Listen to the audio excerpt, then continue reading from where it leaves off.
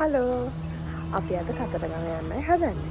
අපේ ගෙදර අයයි දමිත්ලා ගෙදර අයයි තමයි යන්නේ. මමයි දමිතුයි දමිත්ලා අම්මයි ලෑස්ති වුණා. අපි තුන්දෙනා දැන් අපේ ගෙදර යනවා. එතනින් අපරැක්කෙන් හයිවේ දාලා යන්න බලාගෙන. යන ගමන් හම්බෙමු. නිමල පැතුම අපි තුන්දෙනා අපේ ගෙදරට යද්දිත් අපේ අම්මලා යන්න ලෑස්ති වෙලා හිටියේ. අක්කලා ඊට කලින් දවසේම ඒගොල්ලෝ ගෙදර ඉඳලා අපේ ගෙදර ඇවිල්ලා හිටියා. අපි මේ කතරගම යන්න කලින් සතියේ තමයි අපේ අක්කගේ බබාගේ බර්ත්ඩේ එක තිබුණේ. මම මේ සතියේ එද්දියාට ප්‍රසන්ට් එකක් අරන් ආවා. මෙයා මේ ඒක තමයි අරගත්තේ කතරගම යද්දි අරන් යන්නේ. මොකද එයාට ඒක ගෙදර තියලා යන්න බෑ කියලා. කොහොම හරි අපි යද්දි ඔයගොල්ලෝ ලෑස්ති වෙලා හිටපු නිසා අපි එහෙමම යන්න පිටත් වුණා. අපි අපරැක්කෙන් හයිවේ දාලා තමයි ගියේ. අපරැක්කෙන් හයිවේ දාලා සූර්යවැවෙන් එක්සිට් කරන්න හිතාගෙන යන්නේ. මොකද අපි යන ගමන් සූර්යවැවෙන් එක්සිට් කරලා රිදියගම සෆාරි එකට ගිහිල්ලා යන්න තමයි හිතන් ඉන්නේ. අපි හයිවේ එකට දැම්මට පස්සේ දමිත් මට වාහනේ දුන්නා ටිකක් අරන් යන්න. පුරුදු වෙන්නත් එක්ක මට මේන් රෝඩ් එක පාරට අරන් යන්න බය හිතුණු නිසා මුලින් හයිවේ එකේ අරන් යන්න ගත්තා. හැබැයි ඊට පස්සේ මම මේන් රෝඩ් එකෙත් අරගෙන ගියා. දැන් මේ අපි සූර්යවැවෙන් හයිවේ එක්සිට් කරලා රිදියගම සෆාරි එකට යන ගමන්.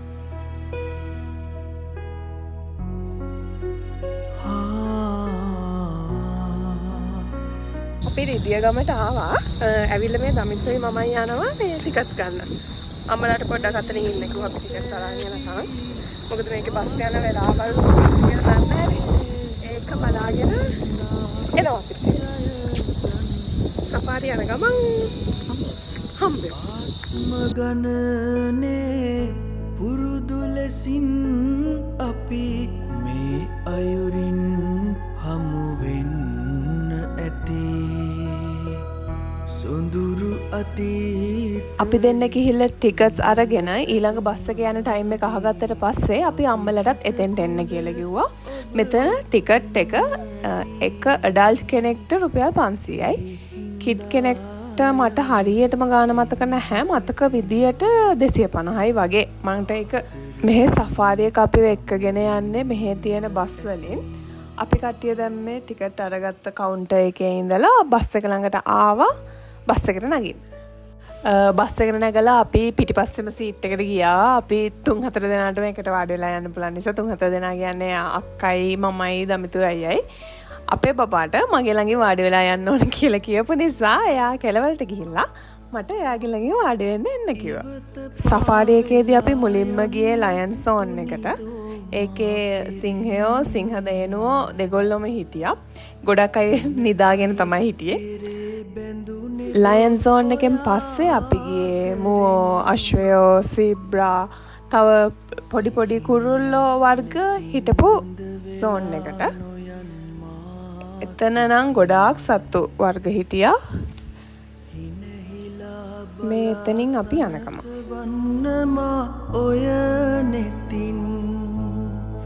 එතනින් අපි ඊළඟට ගියේ ටයිගර් සෝන් එකට. ටයිගර් සෝන් එකේදී කොටි ගොඩක් හිටියා. හැබැයි එක කොටියෙක් අපේ ගියපු බස් එක ළඟටම ආවා. ඒක නිසා අපිට යාව ළඟටම වීඩියෝ කරගන්න පුළුවන් වුණා. ඒ කියන්නේ බස් එකේ දොර ළඟටම වගේ ආවයා. ඒ කොටිය ඇත්තටම හරි ලස්සනයි. එයා ඔන්නෝම අපේ බස් එක ළඟට ඇවිල්ලා බස් එක ඇතුලේ ඉන්න අය දිහත් හොඳට බලාගෙන පස්සේ ආපහු බස් එක පාස් කරගෙන යන්න ගියා. මේ තියෙන්නේ අපි එලිෆන්ට් සෝන් එකට ඇවිල්ලා ගත්ත වීඩියෝස්. එතන එක එක වයස්වල අලි හිටියා. ගොඩාක් වයසක අයත් හිටියා. පොඩි පැටවුනුත් හිටියා. ඉතින් එයාලත් අපේ බස් එක ළඟටම ආවා. මේ ඉන්නේ අප්‍රිකානු ඇතෙක්. අයිසොලේට් කරපු තැනක තමයි එයාව තියලා තියෙන්නේ. මොකද එයා ගොඩාක් ලොකුයි අනිත් අලින්ට සාපේක්ෂව. එයා අප්‍රිකාවෙන්ම ලංකාවට ගෙනාපු ඇතෙක්. ඉතින් ওই විදිහට තමයි අපේ සෆාරි එක ඉවරුනේ. කොහොම හරි අපි පැයකට කිට්ටු වෙන කාලයක් බස් එකෙන් ගියා එක එක සෝන්ස් වලට. සෆාරි එක ගිහිල්ලා ඇවිල්ලා අපි එතනම ඉඳන් තමයි උදේට කෑවේ. මොකද අපි කෑම ගෙදරින් හදාගෙන ආව උදේ. ඒ ගෙනාපු කෑම අපි එතන තියාගෙන කාලා තමයි යන්න පිටත් උනේ.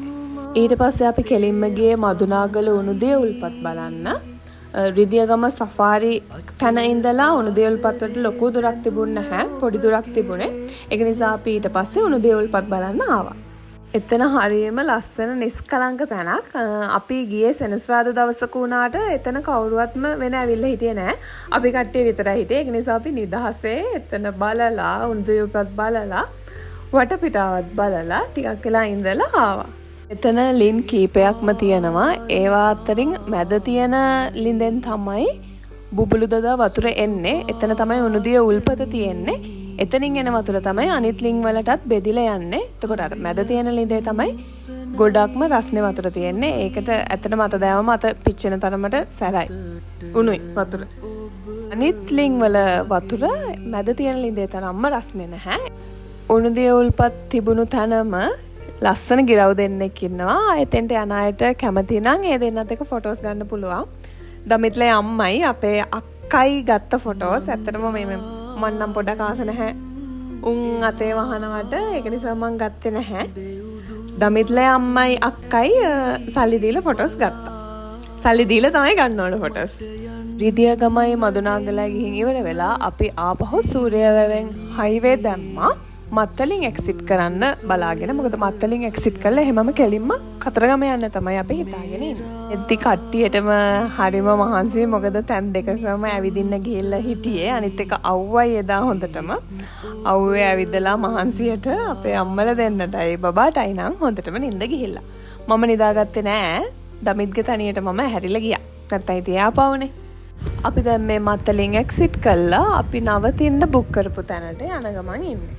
මල් පිපේන තුරු ලතා මද සූල ගෙනැල වුණා සිත දකින දකින සිහිනෙදී ඔබ මට මතක් වුණා ඇසිපිය හෙලන්න මොහොතක්වත් මතක නැති වුණා. අපි නවතින තැනට ආවා. අපි එහෙ නවතින්න බුක් කරේ සඳනීල කියන රිසෝට් එකක්. එතන රූම්ස් දෙකක් බුක් කරා අපි කට්ටියට නවතින්න. එක ළඟ රූම්ස් දෙකක්.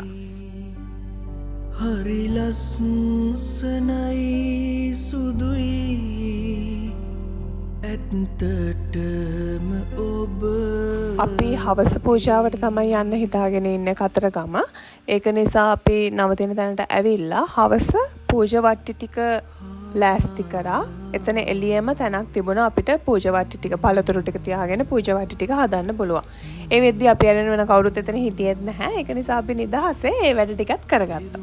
තැනත් හරීම නිශ්ශබ්ද නිස්කලංක තැනක්. පූජා වට්ටි ටික හරි ගස්සලා ඉවර වෙලා අපි කතරගම යන ලෑස්ති වුණා. අපි හැමෝම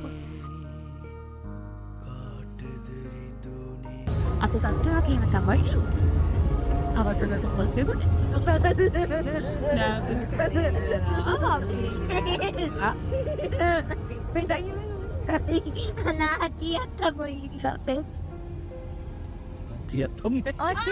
කතරගම හවස පූජාව පටන් ගන්නේ සාමාන්‍යයෙන් 6:00ට විතර.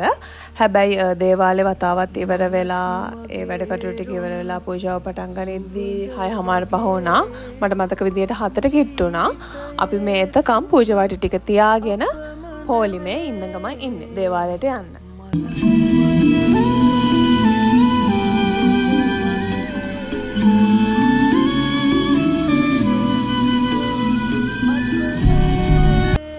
කතරගම උඩබෝමළුවට යන්න පුළුවන් පිරිමි අයට විතරයි. පිරිමි අයට සහ පොඩි ගෑණු ළමයින්ට විතරයි. ඒක නිසා අපිට යන්න උනේ නැහැ. හැබැයි අයියයි දමින්නුයි ගියා. තාත්තා නම් ගියේ නැහැ. අයියයි දමිතුයි ගියා උඩබෝමළුවට. අපි දේවාලෙට පූජා වට්ටිය පූජා කරලා ඊට පස්සේ කතරගම කිරිවෙහෙර වහන්සේ වඳින්න ගියා.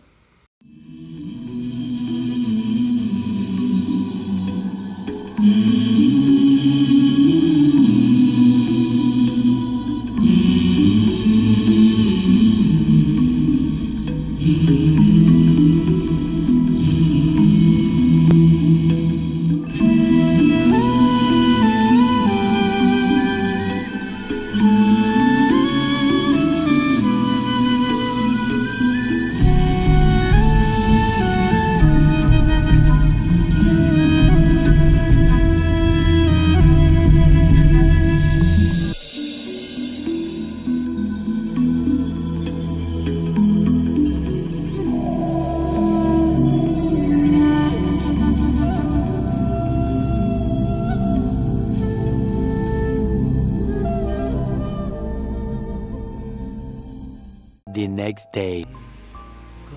අපි කතරගම වැඳලා ආපහු නවතින තැනට ඇවිල්ලා රැට කාලා එහෙමම නිදාගත්තා. මට ඒ වයින් වීඩියෝස් මොකුත් ගන්න බැරි වුණා. ඇත්තටම මහන්සියට ඉක්මනට නිදාගත්තා අපි.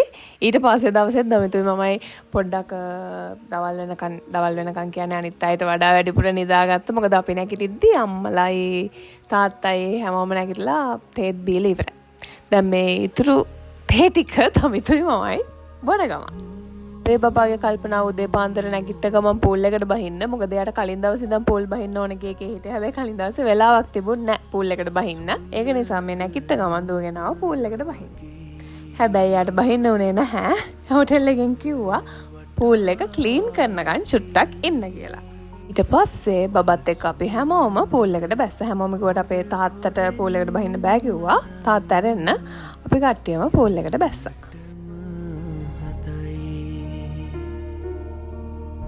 වෙස්ස නුඹ වගේ සිත් මලට ඇද වැටෙයි